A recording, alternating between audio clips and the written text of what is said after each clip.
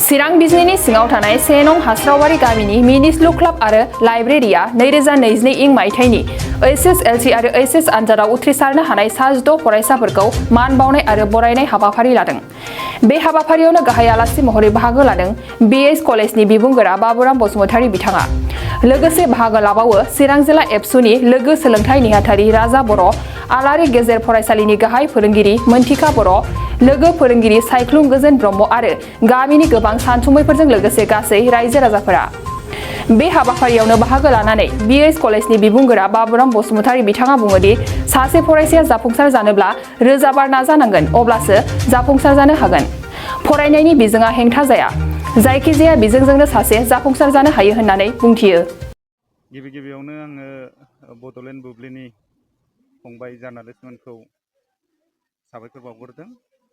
चिरां जिल्लानि सिङाव थानाय 1 नं हास्रावबारि गामि, बे गामिनिनो मिनिस्लु क्लाब आरो लाइब्रेरिनि बानजायनायाव 2022 मायथाइयाव सेबा आरो CBC जों खुंजानाय जायफोर फंबाय बिनानावमोन, बै बिथांमोनहा दिनै मेट्रिक आरो HS आव पास जानो हादों।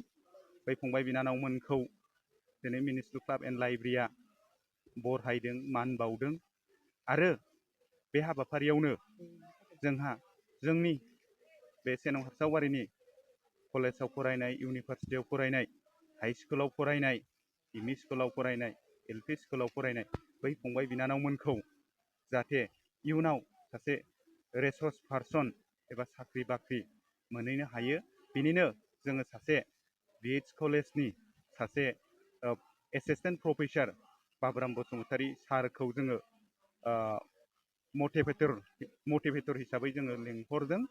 बिथाङा खोब पजिटिभै जोंनि फरायसाफोरखौ बिथाङा बोसोनथि होलांदों।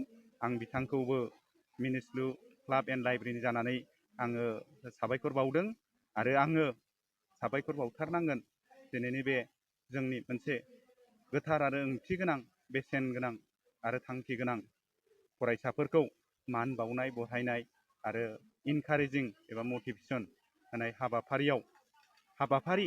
बै हाबाफारिखौ खोब पजिटिभ नोजोरजों जोंखौ बे हाबाफारियाव जाफुंनायाव फाइनेन्सियेल सापर्ट बा मदद हरनाय बे गामिनिनो स्पेसियेलि डिफेन्सआव मावग्रा जायफोर बिथांमोनहा जों खावलायनाय बायदि राङारि अनसुंथाइ हरदों, बिथांमोनखौबो आं साबायखर बावदों।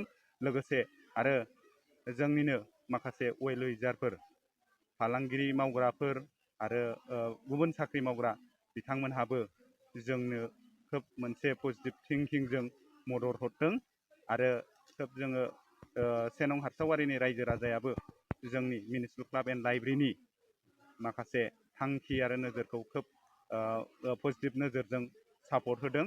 थांखिया बेनो दिनैनि हाबाफारि लानाया सिदा सिदि जोङो 1 नं हास्रावबारि ओनसोलावबो मोनसे सोलोंथाइनि गोग्गो बार बारहोनो थाखाय मिनिस्लु क्लाब एन्ड लाइब्रेरिया नाजाबोबाय थादों।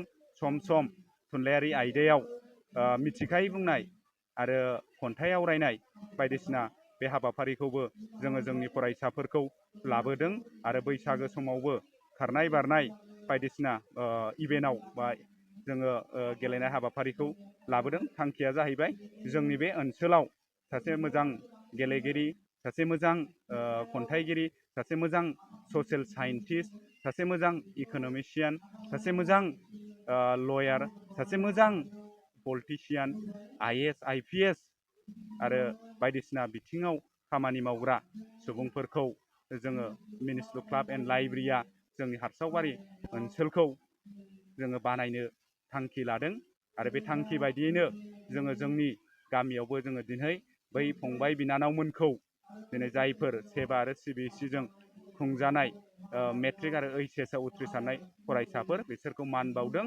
आरो इनकारेजिं, दहायनो आं होनलांनाय बायदि इनकारेजिं बा मटिभेसन जोङो होनाय जादों। 1 नं हास्रावबारि मिनिस्लु क्लाब आरो लाइब्रेरिजों दैदेननाय HSLC आरो HS आनजादाव उथ्रिसारनो हानायफोरनि मान बान्था आरो मान बिलाइ होनाय हाबाफारियाव आंखौ गाहाय आलासि महरै लेंबोनानै बाथ्रा बुंहोनायाव आंहा जोबोद गोजोननाय दङ आरो बिथांमोननि जेनाखि गोथार थांखि बे थांखिया जाहाथे जाफुङो बिनि थाखाय अबंलावरिनिसिम आर'ज गाबनाय थाबाय। फरायसाफोरा गोब्राब नाजानायनि गेजेरजोंहाय गावनि जिउनि थांखियाव सौहैनो हायो। मानोना जोङो मिथिगौ जे गोबां गिदिर साइन्टिस्टफ्रा गोब्राब नाजानायनि गेजेरजोंसो जाहैदों। जेरै थमास आल्फा एडिसना more than 1000 टाइम्स नाजानायनि गेजेरजों कारेन्ट बाल्बखौ दिहुननानै पृथिबियाव सोरांहोनो हादों। थिग बिब्दिनो जोंनि फरायसा फरायसुलिफ्राबो धैर्यनि गेजेरजों हाजार बार नाजानायनि गेजेरजों गावनि थांखियाव सहैनो नाजानांगोन। डिटारमाइन जानांगोन, टारगेटेड गोलाव सहैनो नाजानांगोन। बिनि थाखाय आङो बयबो फरायसा फरायसुलिफोरखौ खावलायो।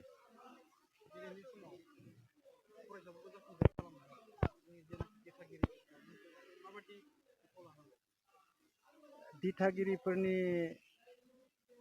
रल होननानै बुङोब्लाथ' गोबां दङ। बिथांमोनहाबो आथिखालनि कम्पिटिटिभ मुलुगावहाय गोबां इनफरमेसन लानानै गावनि फिसा फिसौनो मोनसे लामा खिन्थानाय रड मेप, बे रड मेपखौ बिथांमोनहाबो मिथिनांगौ आरो न'खराव गासैखौबो मोजाङै सावरायलायनायनि गेजेरजोंहाय फरायनायनि हाबाफारिफोरखौ लांनायनि बेबस्थाखौ लानांगौ।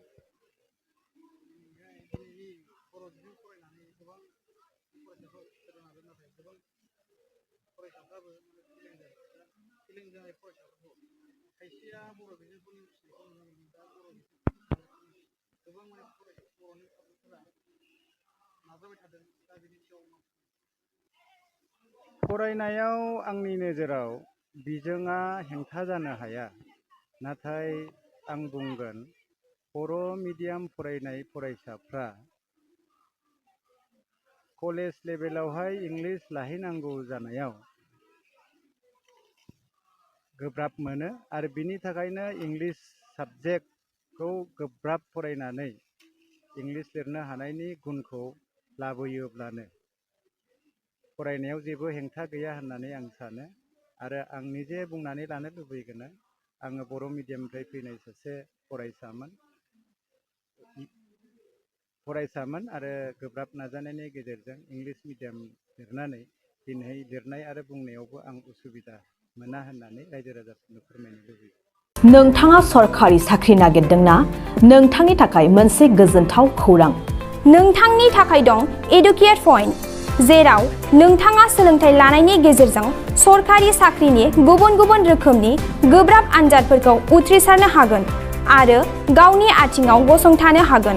बे एडुकेट पइन्टआव नोंथांमोना SSC, bank PO, bank clerk, bank SO, UPSC, एफएससि, defence, railway, state insurance, AO, ADO एसिस्टेन्टजों लोगोसे स्टेट लेभेल जब आरो माखासे सरखारि साख्रिनि आनजादाव गोनांथि जानाय आयदाफोराव सोलोंथाइ लानो हागोन।